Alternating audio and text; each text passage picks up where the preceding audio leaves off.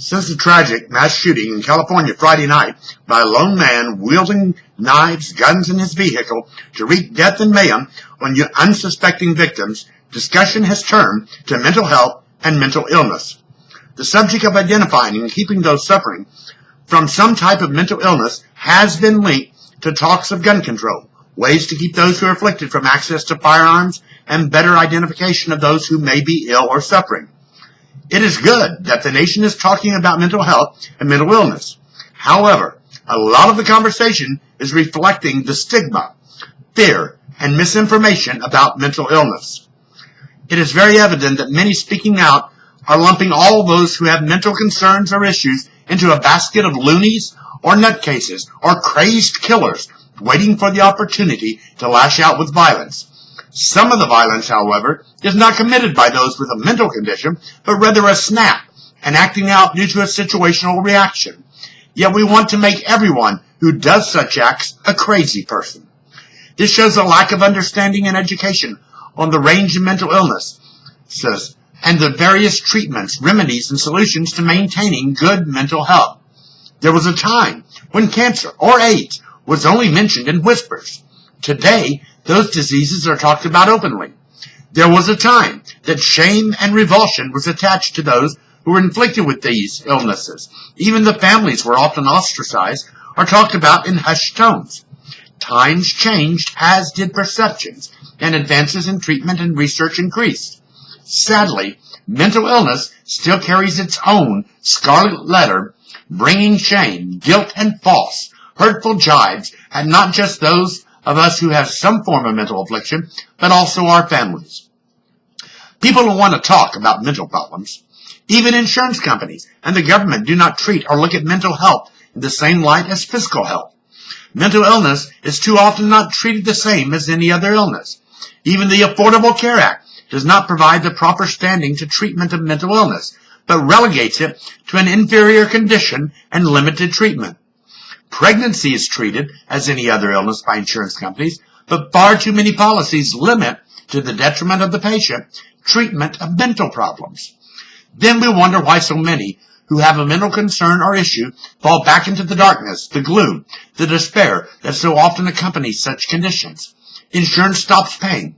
Patients are released due to prescribed set number of days of treatment. Those afflicted are left to stand on their own and make it the best they can.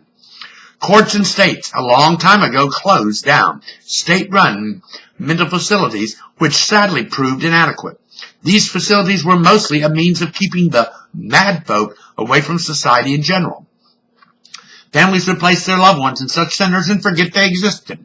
When those hospitals and facilities were closed, many of those who had resided there were sent into the streets to fend for themselves.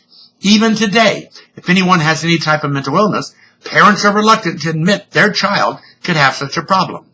Siblings recoil. Classmates, fellow workers, church members pull away and try to pretend they don't exist or do not have a problem. There are so many levels of mental illness. So many of these conditions are treatable. There are some for which there is no effective treatment, but those are the minority of cases. For many of us, such as myself, we suffer from depression. People are so clueless to what depression is. Then there are those with bipolar or schizophrenic conditions. Others had very affective disorders or adjustment reactions.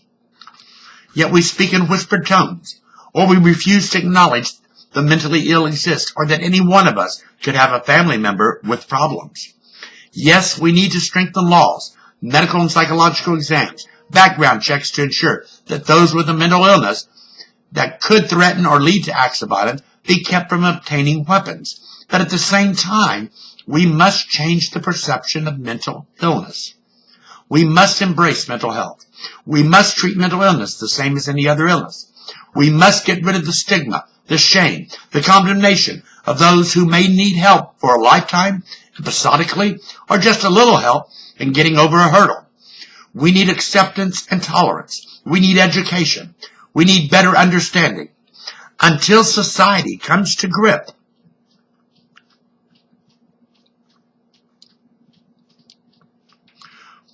with this issue.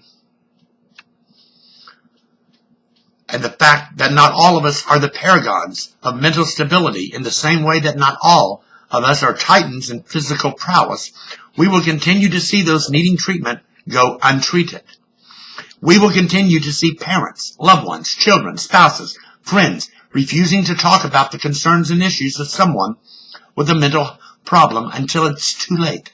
We must embrace each other, warts and all. We must start talking openly, without shame, without stigma, about mental illness and mental health. We need to break the barriers in health insurance that still refuses to recognize mental illness as the same as any other illness.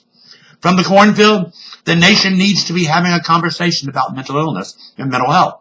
But we also need a change in our attitudes and perception about those of us who deal with or are afflicted with some type of mental issue or concern. Then, and only then, may we be better able to identify and prevent those who may be heading toward a violent and tragic end.